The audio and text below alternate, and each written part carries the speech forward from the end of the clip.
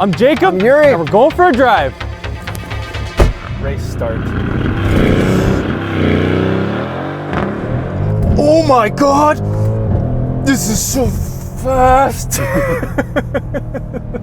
2019 Mercedes-AMG GLC63S. And this is why we love AMG's violent launch control. The most violent in the industry. But it's 4MATIC, so it grips. Yeah, 4MATIC Plus, which is actually the same system that's in the E63S wagon that we drove, so this is technically capable of rear-wheel drive drift mode. But they actually removed that feature, so we do not have drift mode in this. So this is kind of just the E63S wagon for someone who can't get a wagon. Yeah, so if your wife hates wagons, unfortunately my wife does not like wagons, so she would prefer that we buy this because this is an SUV, even though it's pretty much the same thing. And you get the awful infotainment. Yes, so I would definitely take the E63S over this. However, I do love this. And since we are at Cliche Corner, let's rip this thing. This is so fast, and it lets you get sideways when you want to. It's very controllable. Look at that. Wait, so is that new? Since when does Mercedes let you get a little loose and not bog you down? I have gotten accustomed to how it works. Now, it doesn't bog you down as much as other AMGs, what I found, but I understand how this system works, and I have adapted my driving to this car. So it's just like, you keep the pedal just a little bit down or something? Yeah, and then it eventually reels you back in, and it reels you back in fairly violently sometimes. And I just want to state that did not feel like an SUV. That's what I'm saying. This doesn't feel like an SUV at all. This is a fake SUV. Yeah, it is. To trick people. Exactly. This is to trick your wife. Oh, I want a sports car. No, you can't get one. All right, let's just get the GLC63S. All right. Let's get to handling first before we talk about the horsepower, because the horsepower is also part of this, but the handling is what makes this car so damn special. SUV. Sorry, yeah, whatever. I'm gonna keep calling it a car because it feels like a car. The crossover people are gonna get mad at you. Yeah, they probably will. Remember when we said there's no fun crossover people? Anyone that buys this is a really fun person.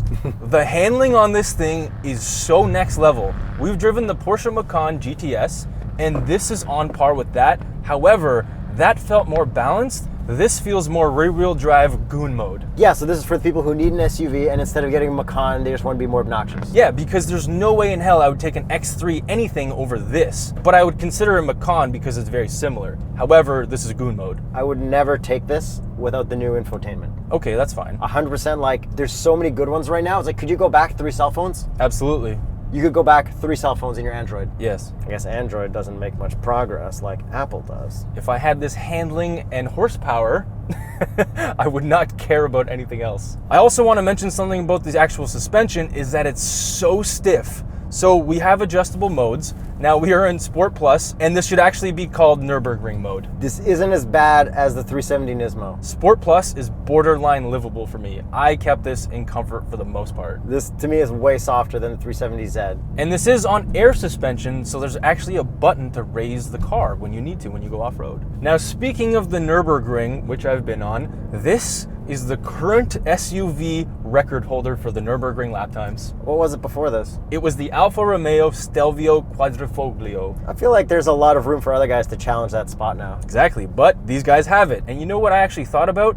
We've driven every current Nürburgring record holder this year except the Lamborghini Aventador SVJ. We've driven the record holder for the wagon, the E63S. Yeah. We've driven the GT2 RS. Yeah. We've driven the Lamborghini Huracan Performante, even though it was a Spider. Yeah. The Aventador is the only one we haven't driven, the SVJ. Type R. Yeah, front-wheel drive. Match made in heaven. Yeah. The straight pipes in Nürburgring. I think we should make this a rule going forward. So any manufacturers, send us your Nürburgring record lap time cars so that we can review them on Cliche Corner. Yeah, we can verify that it's good. Exactly. I want to point out something cool about this particular AMG model. What's that? There is a track app on your iPhone that you can connect through this to see how fast you're going on your phone when you film it. You get lap times, you can set a track in your GPS and everything. That's pretty cool. Now let's talk about what makes AMGs, the engine. Horsepower and torque. 503 horsepower, 516 pound-feet of torque from a 4-liter twin-turbo V8. So that's less than the E63S wagon. Almost 100 horsepower less. But the 0 to 100 km/h time on this is 3.8 seconds, and the E63S wagon was 3.5 seconds. So it's only 0.3 seconds slower, and it has 100 horsepower less. Interesting. It is interesting. And this one also has the 9-speed multi-plate clutch. It is not just a dual clutch in this, and shifts are lightning fast. I love shifting this, I love downshifting this, and I love hearing that sound, that classic AMG growl. So we just need to like reiterate that this clumps in with the E63S. Yes, we're gonna keep saying that because we drove the wagon and this is comparable. And it doesn't look like it, but well, it does kind of look like it when we dig into the looks, but like, you don't think that GLC63S is an E63S wagon. Yeah, this is an SUV at the end of the day, but it doesn't drive like one and it doesn't feel like one at all. This thing gets sideways. Like, it's an SUV that gets sideways. It's crazy. Yeah. What a time to be alive. Like, actually, though. I like the G-Wagon more, though. Well, G-Wagon's pretty gangster, but, like, this is just ridiculous. Like, it's so fast. Like, man. Those crackles and pops, like, this thing sounds unreal. It's very AMG. And with that, time for you to drive. Let's go. Launch control? Yes. Oh, that's good. It's so good. That's never going to get old. So good. So let's get into the looks. Let's do it. Best looking small SUV ever? I think so. Why? I think it looks better than the Macan. It's very aggressive looking, and it kind of just looks like a fatter, lifted wagon. Yeah. That's why, to me. I don't know if it's the best looking, but I think it's very, very, very good. I definitely think it's the best. So this can also come in a coupe version. Yeah, I think that's far from the best. I think the coupe is just as cool as this. I would flip a coin, pick whichever one lands on. I'm just generally not a fan of any coupe SUVs. Like, none of them. They all look like these weird hunchback turtle things. I like the hunchback turtle thing, though. I don't like it. Let's talk about the front end for a second. We do have a way bigger front end than the GLC43. Yes, it has the Panamericana grille from the AMG GTs. I prefer to call that the cowcatcher fireplace grille. Sure, whatever. It pretty much just looks like a stretched out GTC. Yeah, it does. Which is the best part. And it looks so much more aggressive than the GLC43.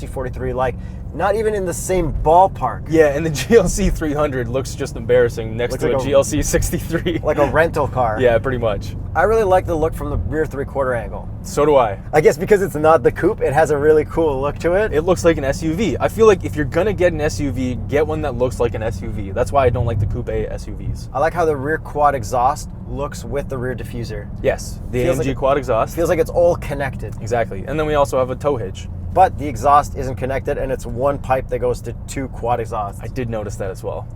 But whatever. Yeah. It's all metal tips. At least it sounds good. Sounds amazing. And this one is all blacked out. It's got the night package. Yeah, it does. Which I think is pretty mandatory. Yeah. This thing looks pretty menacing. Again, for an SUV, and actually in general looks pretty Just menacing. evil. Yeah. I actually do like these taillights. They are not my favorite. They're not that special, but they fit the car really well. Yeah, they're definitely not special. Yeah. Just good. Exactly. And I like that there's a little tiny spoiler on top of the spoiler. I saw that too. And this also has my favorite AMG wheels. I absolutely love these wheels. These are spec'd perfectly with the giant red brakes. I love it. Yeah, seeing the brakes through it, it's like perfect. Honestly, whoever spec'd this, I just want to give you a big shout out. So now let's dig into the interior a little bit. How do you like the steering wheel? It's good, just like the E63S wagon pretty much. Alcantara? It's got easy buttons to use, but it is slightly older Mercedes compared to the newer stuff. We still have metal paddles, and they're fantastic. Yeah, they're very good. However, what I noticed is that there's no heated steering wheel, and I was mildly disappointed. Oh, bummer. I know. We do have nice gauges. They're very clear. They're analog. They're the old style. And then we have the digital display in the middle, which is pretty good for 2013 Mercedes. I agree. We do have the old infotainment, which drives me nuts, but we do have the cool scroll wheel in the middle. We don't have like that numbered dial pad and stuff like that. Yes. But I can't even hook up Apple CarPlay or Android Auto. It doesn't have it. There's no option for it. This doesn't have either. You can't get them. I couldn't even hook up my Apple through Bluetooth.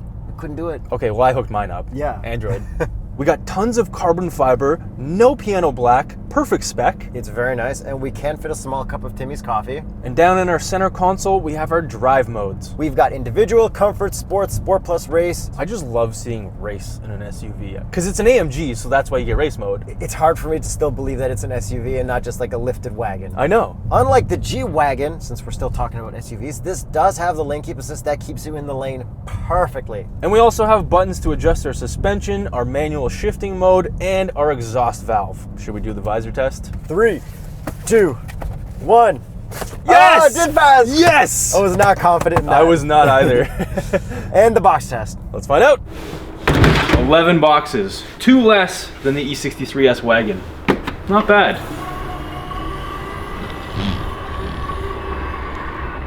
And then for the rest of the interior, these materials here are really, really nice. Like this area here is fantastic. The stitched dash, it looks awesome. And the seats are comfortable. They look cool. We've got gray seat belts. Yeah, there is no adjustable bolstering, but they are so comfortable. And then we also, on the front door panels, have this like white felt material. I guess it's Alcantara. It looks really nice lit up at night. And how about the back seats? The back seats are pretty good, and I fit behind myself better than I did in the Macan. And in the G-Wagon. Exactly, which is weird. And then in the back, we actually have peasant blockers, which could also be baby shades because it is an SUV, but they're definitely peasant blockers. This would be a fun car to haul babies around in. Oh yeah, your baby would love you. I don't know. So I'm gonna give it a little bit into cliche corner. Go for it. Okay, this just feels like a race car. That's what I'm saying. It doesn't feel like an SUV at all. Now to some daily driving aspects of this really crazy SUV.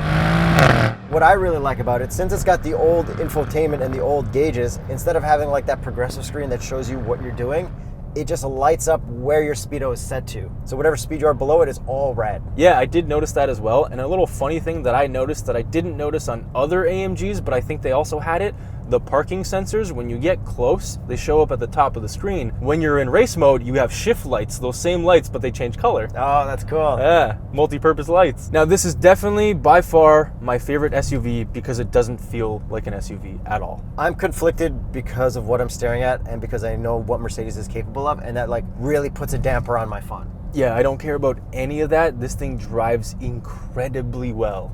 It does. Too well. Yes. They should have just not made this and left the E63 wagon, sold more of those. Pretty much. But at least they're gonna sell these so people will buy them so that they can make more AMG GTs and GTRs and GTR Pros and GTR Black Series. Oh yeah, I forgot about that. So let's get to the price. $90,500 starting. Canadian. This one is spec'd out to $109,590. To be honest, for the amount of speed you get, like... That's what I'm saying! It's amazing! The only suggestion I have for someone interested in buying one of these, wait for them to upgrade this, I think maybe next year. Because the new C-Class, the C63s, that's getting that new upgraded one. It's still 2 different pods, but it's got all the new menus. I think it's gonna take a while for them to update this interior. I don't know, I'd wait. Let's finish this off with, would you get this or a Macan? I'd take the Macan GTS because I just can't live with this. Yeah, see, I don't care about any of that. This thing drives incredibly well. As I've said 100 times, I would take this. Yeah, coming from the guy who can't use Android Auto on the Macan GTS.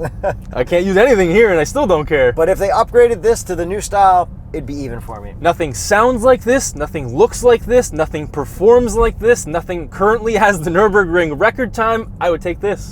If you're like Jacob, you gotta do you. Don't forget to subscribe. Let us know if you're Macan or GLC63 or something else. Hit the notification bell, patreon.com/TheStraightPipes, and join our YouTube membership button. See you next time. And share this video with your friends. Oh, it's so fast. I'm Yuri. I'm Jacob. And we're going for a drive.